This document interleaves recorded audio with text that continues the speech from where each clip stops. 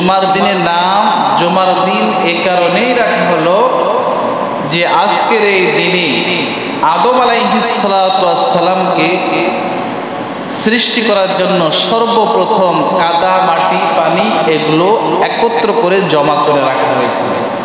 এই জন্য আজকের এই দিনের নাম হলো জুমার দিন। এবং আদম আলাইহিস সালাতু ওয়াস সালামকে যেই দিনটিতে জান্নাত থেকে বের করে দুনিয়াতে পাঠানো হয়েছিল সেই দিনটাইও ছিল জুমার দিন। এবং আদম এবং হাওয়া পৃথিবীর মধ্যে বিচ্ছিন্নভাবে ছিল, তারা দুজনে একসাথে মিলিত হয়েছিল যেই দিন, সেই দিনটাই ছিল জুমার দিন। এবং আদম আলাইহিস সালাতু ওয়াস সালাম এবং মা হাওয়া যে গন্ধব ফল খেয়ে অপরাধ করেছিলেন, আল্লাহ তাআলা তাদের উপর যে গুসা হয়েছিল, এই গুসা থেকে, এই অপরাধ থেকে পরিত্রাণ পেয়েছিলেন, ক্ষমা পেয়েছিলেন এই আজকের এই দিন। এই জন্য আজকের এই দিনের নাম রাখা হয়েছে জুমার দিন।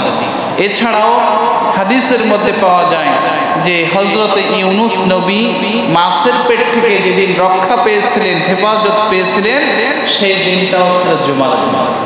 এবং ইব্রাহিম আলাইহিস সালাতু ওয়াস সালাম যেদিন আগুন থেকে হেফাজত পেলেন, আগুন থেকে রক্ষা পেলেন, সেই দিনটাও ছিল জুমার দিন।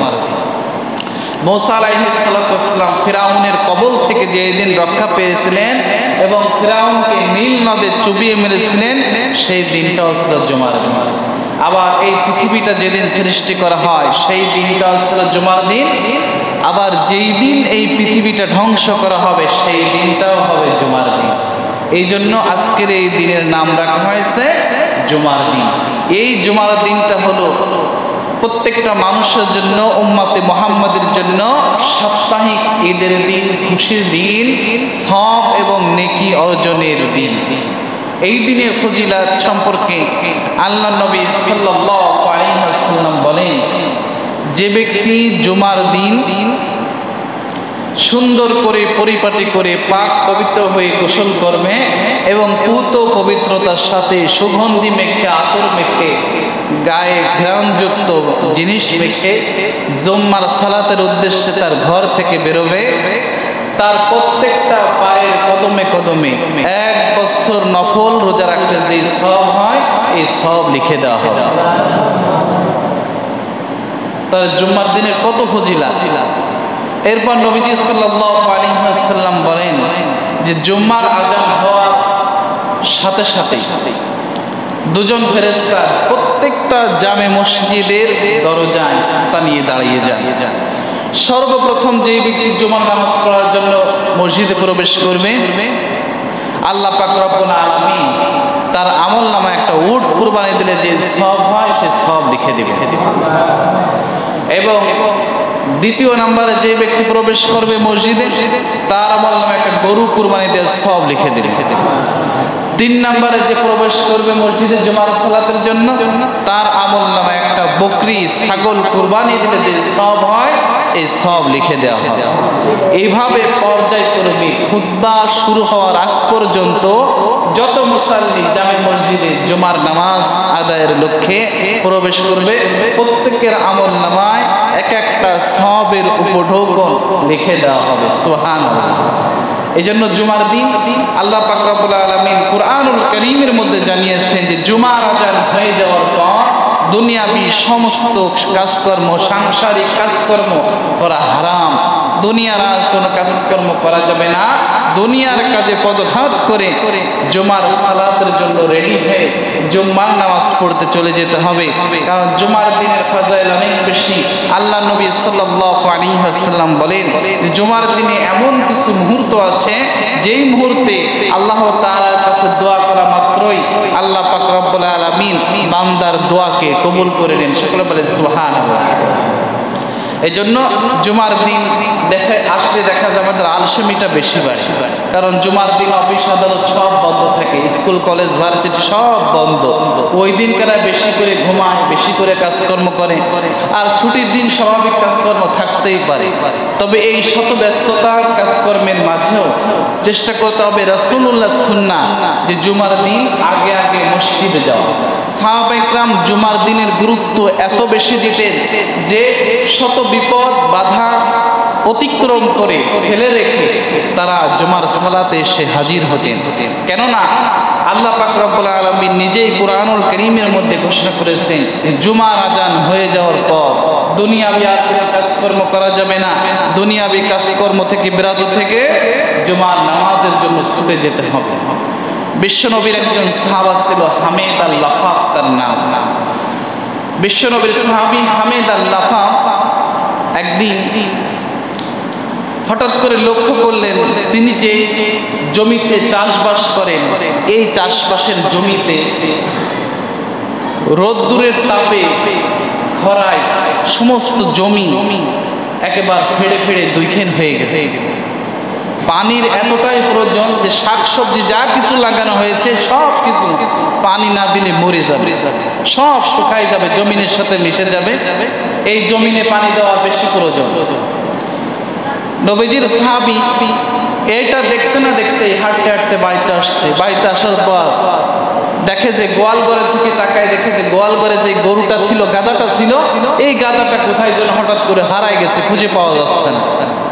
স্ত্রী ডাকলে বলতেছে যে গোয়াল ঘরে তো সে গরুটা নেই, গাধাটা নেই, হারায় গেছে কোথায়, খুঁজে পাওয়া যাচ্ছে না, তাড়াতাড়ি খুঁজে বের করো। এইদিকে ছেলে মেয়েরা কাঁদতেছে, স্ত্রী ডাক দিয়ে বলতেছে যে কল ঘর থেকে আটার বস্তা আনা হয় নাই, যদি আটার বস্তা না আনা হয় তাহলে দুপুরে খাবার দাবারের কোনো বন্দোবস্ত নাই। নবীজির সাহাবী হামেদ আল-লাফাফ ত্রিমুখী কাজের মুখে পড়ে গেলেন। কোন দিকে যাবেন? একদিকে খেতে পানি দেওয়া দরকার, ক্ষেত ফেটে চৌচির হয়ে গেছে, অন্যদিকে গোয়ালের গরুটা হারায় গেছে, তারও খুঁজে আনার বাড়িতে দরকার। আবার দেখলেন বাড়িতে যদি আটার কলঘর থেকে আটার বস্তা বাড়িতে না আনা হয় তাতেও সমস্যা, দুপুরে খাবারের বন্দোবস্ত নাই, দুপুরে ছেলে মেয়ে না খেয়ে থাকবে, খাবারের আয়োজন হবে না। কোন দিকে যাবে? ত্রিমুখী পেরেশানির মধ্যে পড়ে গেছে। হঠাৎ করে এই মুহূর্তে, ওই দিনটা ছিল জুম্মার দিন, আর মুয়াজ্জিন জুম্মার আজান দিয়ে দিয়েছে। নবীজির সাহাবী হামেদ আল-লাফাফ দুনিয়াবি এই ত্রিমুখীর কাজে পদঘাত করে তিনি চিন্তা করলেন যে আমার আল্লাহ আমাকে ডাক দিয়েছে। আজানের ধ্বনি যখন তিনি শুনেছেন, দুনিয়াবি সমস্ত কাজকর্ম ফেলে রেখে তিনি জুম্মার নামাজের জন্য মসজিদের দিকে রওনা হলেন। আজকে যদি আমার আপনার অবস্থাটা এমন হতো যে গোল বাড়িতে গরুটা হারাই গেছে, খুঁজে পাওয়া যাচ্ছে না, ক্ষেত খাবারের অবস্থা বড় করুন, পানি না দিলেই নয়, ক্ষেত খাবারের সব ফসল মারা যাবে, আবার কল ঘরেতে আটা আনতে হবে, বাজারেতে বাজার করে আনতে হবে, এরকম অবস্থা যদি আমার আপনার হতো তাহলে আমি আপনি বলতাম নামাজ থাক, নামাজ থাক, নামাজ আটি বাইন্দে এক সাইডে রেখে আগে আমি দুনিয়াবি কাজে লাগে পড়তাম। যেন সোয়াল মেয়ে না খেয়ে থাকে, আমার ক্ষেত নষ্ট হয়ে যাচ্ছে, আমার গরু হারাই গেছে 1 লক্ষ টাকা, এই পেরেশানিতে তো জুম্মার সালাতের কথাই ভুলে যেত। কিন্তু সাহাবা ইকরাম কি করলেন? সাহাবার আদর্শ এমন ছিল, সে দুনিয়াবি এই বিপদ এবং কাজকর্মকে ফেলে রেখে সে জুম্মার সালাতের জন্য মসজিদে গেলেন। মসজিদে যে সুন্দর করে জুম্মার সালাত আদায় করলেন, খুতবা শুনলেন, জুম্মার সালাত আদায় করে সাহাবা এবার বাড়িতে আসতেছেন। বাড়িতে আসার পথে তিনি চিন্তা করলেন ক্ষেতের অবস্থাটা কি একটু দেখে আসি। ক্ষেতের কাছে গেছে, যে দেখে যে তার পাশের যে ক্ষেতওয়ালা, সেই ক্ষেতে পানির সেচ দিচ্ছে, এই দেওয়ার সময় সে পানির সেচটা ছেড়ে দিয়ে সে ওই আলির পাশে ঘুমায় গেছে। এবার ওই পাশের ক্ষেতওয়ালার ক্ষেত ভরে পানিতে টইটুম্বর হয়ে এবার ওই সাহাবীর পানির ক্ষেতটাও ভরে একেবারে টইটুম্বর হয়ে গেছে। সুবহানাল্লাহ কবেন না? সাহাবা তাড়াতাড়ি ঘুমন্ত ব্যক্তিকে যে ডাকছে, তাড়াতাড়ি ওঠো, তোমার ক্ষেত তো ভরে গেছে, সাথে আমার ক্ষেত ভরে গেছে। সাহাবা আল্লাহর কাছে শুকরিয়া আদায় করলেন, জাল্লা আমি তোমার উপর হাওলা করে দুনিয়ার সব কাজকর্ম ফেলে রেখে তোমার হুকুম পালন করতে চলে গিয়েছিলাম, আসমানি রহমত সাথে সাথে এসে গেছে, সাহাবার ক্ষেতের মধ্যে পানির ব্যবস্থা আল্লাহ করে দিয়েছেন। সুবহানাল্লাহ। সাহাবা তাড়াতাড়ি তাড়াতাড়ি বাড়িতে আসতেছে, যে কল করে তাটা আনতে হবে, গরুটারে খুঁজে বের করতে হবে, তাড়াতাড়ি বাড়িতে হেঁটে আসলেন। এসে দেখে যে স্ত্রী রুটি বানিয়ে, হালুয়া রান্না করে, গোশ রান্না করে সব কিছু রেডি, খাবার দাবার দুপুরেরটা রেডি। স্ত্রীকে ডাক দিয়ে বলতেছে, বিবি ব্যাপার কি, এই খাবার দাবার আটা সব কিছু কোথায় পেলে? তখন স্ত্রী ডাক দিয়ে বলতেছে যে আমাদের পাশের যে বাড়িওয়ালা কাকা ছিল, সেই কাকা তার আটার বস্তা বাড়িতে আনতে যে ভুল করে আমাদের আটার বস্তা তার বাড়িতে নিয়ে চলে আসলে, এবার সে আটার বস্তাটা এই ধরে আমাদের বাড়িতে দিয়ে গেছে। সময় মতো আটার বস্তা বাড়িতে পৌঁছে গেছে, আটা দিয়ে রুটি বানিয়েছি, এই হালুয়া রান্না করেছি, গোশত রান্না করেছি, সব কিছু খাবার দাবার রেডি করে ফেলাইছে। সাহাবা সিজদায় পড়ে আল্লাহর কাছে শুকরিয়া আদায় করলেন যে আল্লাহ, আমি দুনিয়াবি কাজে পদঘাত করেছি, তুমি আমাকে রহমত দিয়েছো। সকলে বলে সুবহানাল্লাহ। সিজদা থেকে উঠতে না উঠতেই তাকায় দেখে যে এই গরুটা গোয়াল থেকে হারাই গেল। কোথা থেকে যেন গরুটা দৌড়াইতে দৌড়াইতে আবার বাড়িতে এসে নিজে নিজেই গোয়াল ঘরে যেয়ে শুয়ে পড়ছে। সুবহানাল্লাহ বলবেন না? তাহলে দুনিয়াবি কাজে যদি পদঘাত করে আল্লাহ তাআলার অনুসরণে, আল্লাহর হুকুম পালনে যদি নিজেকে একনিষ্ঠভাবে যদি সঁপে দিতে পারে, তাহলে আল্লাহ তাআলার রহমত আমার আপনার উপর আসবে। আজকে আমার আপনার উপর রহমত আসে না কেন, মুসিবত আসে কেন? আমি আপনি আল্লাহ তাআলার উপর আস্থা রাখি না, আল্লাহ তাআলার উপর ভরসা রাখি না। এই জন্য দুনিয়ার মুসিবত আমার আপনার উপর যে কি বসে। আমি আপনি দুনিয়ার উপর ভরসা করি, আল্লাহর উপর তাওয়াক্কুল নেই যে আল্লাহ যে আমাকে খাওয়াবে, আল্লাহ যে আমাকে পালন করতে পারে, আল্লাহ যে আমাকে পালতে পারে, এই ভরসাটা আমার আপনার উপর নেই। আমার আপনার আল্লাহর উপর নেই যে আল্লাহ আমাকে খাওয়াইতে পারে, সুস্থ রাখতে পারে, আমাকে পড়াইতে পারে, আমাকে লালন পালন করতে পারে। এই ভরসাটা না থাকার কারণে আমার আপনার সাংসারিক জীবন থেকে শুরু করে একেবারে প্রত্যেকটা লাইফে আমার আপনার বড় বারাকা, রহমত এটা উঠে গেছে। এই জন্য এই নামাজটা হলো আল্লাহ পাক রব্বুল আলামিনের সবথেকে গুরুত্বপূর্ণ একটা হুকুম এবং ইবাদত। এই নামাজ ছাড়া আমি আপনি দুনিয়া থেকে যদি চলে যায়, আখিরাতে যাওয়ার পর সর্বপ্রথম এই নামাজের হিসাব নেব। বিশ্বনবী সাল্লাল্লাহু আলাইহি ওয়াসাল্লাম বলেন, আউয়ালু মা ইউহাসাবু বিহিল আবদু ইয়াউমাল কিয়ামাতিস সালাহ।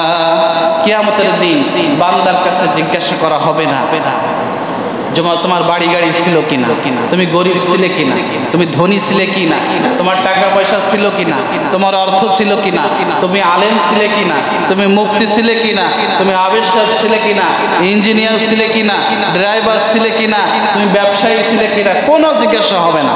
সর্বপ্রথম আল্লাহর আদালতে জিজ্ঞাসা হবে যে আউয়ালু মা ইউহাসাবু বিহিল আবদু ইয়াউমাল কিয়ামাতিস সালাহ। কিয়ামতের দিন বান্দার কাছে সর্বপ্রথম তার নামাজের ব্যাপারে জিজ্ঞাসা করা হবে। কিডা মুফতি সাহেব, কিডা আবেদ সাহেব, আর কিডা মুয়াজ্জিন সাহেব, এই হিসাব আগে না। যেও মুফতি সাহেব তো সারা জীবন পড়িয়ে আছে, এই ইমাম সাহেব সারা জীবন পড়িয়ে আছে, এর বার্তা নেওয়ার দরকার নেই, এরকম কোনো ছাড় নেই। আগে জিজ্ঞাসা হবে নামাজ ঠিক ছিল কিনা। যদি নামাজ ঠিক থাকে তাহলে আল্লাহ তাআলা বলবেন তার প্রত্যেকটা সেক্টর, প্রত্যেকটা জায়গায় সে পার পেয়ে যাবে এবং বিনা হিসেবে সিরাত পার হয়ে জান্নাত পর্যন্ত পৌঁছে যাবে। আর যার নামাজ ঠিক থাকবে না, যার নামাজ ঠিক থাকবে না, কিয়ামতের দিন তার কঠিন আযাবের সম্মুখীন হতে হবে। নামাজ হচ্ছে সবথেকে গুরুত্বপূর্ণ একটা ইবাদত। দৈনন্দিন 5 ওয়াক্ত নামাজ আমার আপনার উপর ফরজ। দৈনন্দিন 5 ওয়াক্ত নামাজ আমার আপনার উপর ফরজ। এই মাত্র কয়েকদিন আগে একটু আগের মানে কথাগুলো, দৃশ্যপটগুলো, প্রেক্ষাপটগুলো একটু তাকায় দেখেন। অজীব 2 রাকাত নামাজ সালাতুল ঈদে এবং অজীব একটা ইবাদত কুরবানি। এই 2টা ইবাদত মানুষ করার জন্য কতটা পেরেশানিতে ছিল হিসাব করে দেখেছে।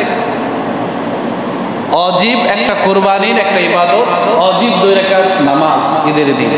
এই মাত্র এই 2টা ইবাদত করার জন্য মানুষ কত কষ্ট করেছে, কত প্রচন্ড গরম। এই গরমের মধ্যে দিয়ে হাটে গেছে গরু কিনতে, কেউ গেছে দেখতে, গরু কিনতে গেছে, কেউ গরু বিক্রি করার জন্য হাটের মধ্যে দাঁড়ায় আছে, ঘন্টার পর ঘন্টা দাঁড়ায় আছে। কেউ কেনার জন্য যে আমার কুরবানি দিতে হবে, অজীব ইবাদত পালন করতে হবে, গরু কেনার জন্য সে ঘন্টার পর ঘন্টা হাঁটিছে, গরমকে তোয়াক্কা না করে গরুর পাছা টেপেছে, এই গরুর ল্যাস টেপেছে, গরুর খিলিতে টানেছে যে ভালো আছে কি মন্দ আছে, খুঁটিয়ে বাইছে দেখে শুনে অজস্র কষ্ট করে একটা গরু কিনে নিয়ে আসে। কি জন্য? অজীব একটা ইবাদত আদায় করবে তাই। আবার অনেকে সকাল সকাল উঠে বিরাস টাস করে কত সুন্দর করে পরিপাটি গোসল করে সাবান সোটা মেখে একেবারে নতুন জামা কাপড় গায়ে দিয়ে ঈদের সালাত আদায় করতে গেছে মাত্র 2 রাকাত ওয়াজিব নামাজ আদায় করার জন্য। তা আমরা সামান্য 2-3 দিন আগে মাত্র 2টা ওয়াজিব ইবাদত পালন করার জন্য কত কষ্ট করেছি, কত গাম ঝরিয়েছি, কত পেরেশানি ভোগ করেছি, কত অর্থ ব্যয় করে দিয়েছি মাত্র 2টা ওয়াজিব ইবাদত করার জন্য। আর আল্লাহ তাআলা আমার আপনার উপর প্রতিটা দিন 5টি ওয়াক্ত নামাজ ফরজ করে দিয়েছেন। এই 5 ওয়াক্ত নামাজ আমার আপনার জিম্মায় থেকে যাচ্ছে প্রতিনিয়ত। আল্লাহ তাআলার হক এই 5 ওয়াক্ত নামাজ, যেটাকে ফরজ করা হয়েছে, যেটা আল্লাহর হক, না আদায় করলে জবাবদিহিতার সম্মুখীন হতে হবে, না আদায় করলে আল্লাহর আদালতে দাঁড়াইতে হবে, না আদায় করলে কবরের শাস্তি হবে, না আদায় করলে দুনিয়াতে শাস্তি হবে, না আদায় করলে কিয়ামতের আদালতে শাস্তি হবে, না আদায় করলে জাহান্নামের মধ্যে শাস্তি হবে। এই 5 ওয়াক্ত নামাজ যদি না আদায় করে আমি আপনি জাহান্নামের আসামি হয়ে যাব। এই জাহান্নামের আসামি হওয়া থেকে বাঁচার জন্য আমরা কতটুকু চেষ্টা করেছি? প্রতিদিন তো 5 ওয়াক্ত নামাজ আমার আপনার উপর ফরজ, আমি আপনি পড়তেছি না, অবহেলায় অবলীলায় কাটায় দিচ্ছি। কত 5 ওয়াক্ত নামাজ, শত শত ওয়াক্ত নামাজ আমার আপনার জিম্মায় থেকে যাচ্ছে, আদায় করতেছি না। এই নামাজ কিয়ামতের দিন আমাকে আপনাকে জাহান্নামের মধ্যে ঘাড় ধাক্কা দিয়ে ফেলবে।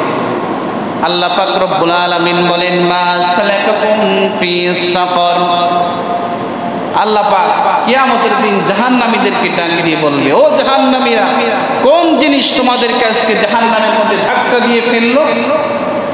মানুষ জবাব দিবে, ক্বালু লাম নাকু মিনাল মুসাল্লিন ওয়া লাম নাকু নুতঈমুল মিসকিন ওয়া কুন্না নাখুদু মা'আল খাইবিন। মানুষ 3টা জবাব দেবে। একটা জবাব দেবে যে আল্লাহ, দুনিয়াতে থাকতে আমার নামটা মুসাল্লিদের খাতায় ছিল না, আমি মুসাল্লি ছিলাম না দুনিয়াতে, এই জন্য সেই মুসাল্লি না থাকার কারণে আজকে নামাজ আমাকে জাহান্নামের মধ্যে নিক্ষেপ করেছে। এরপর মানুষ জবাব দেবে, ওয়ালাম নাকু নুতঈমুল মিসকিন, গরিব মিসকিন অসহায় এদেরকে আমি অন্ন দিতাম না, খাবার দিতাম না, এদেরকে সাহায্য করতাম না, এদেরকে সহযোগিতা করতাম না, সম্পদকে পুঁজিভূত করে রাখতাম, এই জন্য আজকে আমি জাহান্নামের মধ্যে নিক্ষিপ্ত হয়েছি। এরপর মানুষ জবাব দেবে, আকুন্না নাখুদু মা'আল খাইবিন। মানুষ জবাব দেবে, আল্লাহ, দুনিয়াতে থাকতে আমি মানুষের গিবত, শিকায়েত, চগল করে বদমাইশে মানুষের সমালোচনা করতাম, মানুষকে অপবাদ দিতাম, এই জন্য আজকে আমি জাহান্নামের মধ্যে নিক্ষিপ্ত হয়েছি। আজকে তো চায়ের দোকানগুলো গিবত শিকায়েতের একবার মজমাখানা হয়েছে। গিবত ছাড়া যেমন গিবত ছাড়া কেমন যেন চায়ের দোকান কিংবা মজমাগুলো মজে ওঠে, ভালো লাগে না। মানুষের গিবত, শিকায়েত, দোষ, বদনাম, সবল করে এই সমস্ত কথাবার্তারা সত্য মিথ্যা যাচাই এবং বাছাই নিয়ে এই আলোচনাগুলো আমরা বিভিন্ন মজলিসে করে যাচ্ছি। গিবত এমন একটা জিনিস যেটা করার কারণে নিজের আমলনামা নিজে ধ্বংস করে ফেলতেছে। কিভাবে? আমি যদি একজন মানুষের অনুপস্থিতিতে তার দোষ, বদনাম, ত্রুটি নিয়ে আলোচনা সমালোচনা করে থাকি, তাহলে আমার আমলনামার নেকিগুলো, ভালো আমলগুলো যার সমালোচনা, যার গিবত করলাম তার আমলনামায় চলে যাচ্ছে, আর যার সমালোচনা, যার গিবত শিকায়ত করলাম তার আমলনামার বদ আমলগুলো, খারাপ কাজগুলো আমার আমলনামায় চলে আসতেছে। তাতে করে লাভ হচ্ছে নাকি লস হচ্ছে? জোরে কর, লাভ হচ্ছে নাকি লস হচ্ছে? তো এত বড় লস, আপনার কত রাত জাগা তাহাজ্জুদ, কত কষ্ট করা রোজার ইবাদত, কত কষ্ট করা ফজরের সালাত, তাই যদি আপনার আমলনামা থেকে আরেকজনের আমলনামায় চলে যায়, এটা কি মেনে নেওয়া যায়? কত কষ্ট করে একটা রোজা রেখেছেন না খেয়ে থেকে, কত কষ্ট করে ইনকাম করা, রিক্সা চালানো, 10টা টাকা আল্লাহ রাস্তায় দান করেছেন, সেই নেকির ভান্ডারটা যদি আরেকজনের আমলনামায় অবলীলায় চলে যায়, তাহলে এর থেকে দুঃখের, দুর্ভাগ্যের আর কি থাকতে পারে আমার আপনার জন্য? এই জন্য আল্লাহ পাক রব্বুল আলামিন বললেন, ওয়াকুন্না নাখুদু মাল খাইদিন। মানুষ তো মনে করবে যে আমি তো পাহাড় পরিমাণ নেকি অর্জন করে আল্লাহর আদালতে হাজির হয়েছে, আমার টেনশন নেই, কিন্তু সে গীবাত শিকায়েত করার কারণে তার আমলনামার নেকিগুলো একেবারে অনায়াসে, যার গীবাত শিকায়েত করেছে তার আমলনামায় যে উপস্থিত হয়ে গেছে, এদিকে নিজের আমলনামা থলি বাটি সব শূন্য। আল্লাহ বল ফেরেশতাদেরকে ডাক দিয়ে বলবে, ঘাড় ধাক্কা দিয়ে জাহান্নামের মধ্যে নিক্ষেপ কর। এই জন্য কারোর গীবাত করা যাবে না। আল্লাহ নবী সাল্লাল্লাহু আলাইহি ওয়াসাল্লাম বলেন যে গীবাত করা হলো নিজের মৃত ভাইয়ের গোশত খাওয়া সমান। একজন সাহাবা নবীজির কাছে এসে বলতেছে, ইয়া রাসূলুল্লাহ, আমার পেটের মধ্যে বড্ড যন্ত্রণা হচ্ছে, পেটে বড্ড ব্যথা হচ্ছে। নবীজি সাল্লাল্লাহু আলাইহি ওয়াসাল্লাম তাকে একটা পেয়ারা দিলেন, বললেন পেয়ারাটা খাও। সাহাবা পেয়ারা খাইলেন, সাথে সাথে তার বমি হলো। এই বমির সাথে একেবারে গোশতের টুকরাগুলো বের হতে লাগলো। নবীজি জিজ্ঞাসা করলেন, তুমি নিশ্চয়ই কারোর গীবাত করেছো? সাহাবা স্বীকার করলেন, ইয়া রাসূলুল্লাহ, আমি আমার অমুক মুসলমান ভাইয়ের গীবাত করেছি। নবীজি বললেন যে যখন একজন মুসলমান আর একজন মুসলমান কিংবা এক বান্দা যখন আরেক বান্দার গীবাত শিকায়েত চগলখুরি করে, তখন সে তার নিজের মৃত ভাইয়ের গোশত খাওয়ার সমান কাজ করে।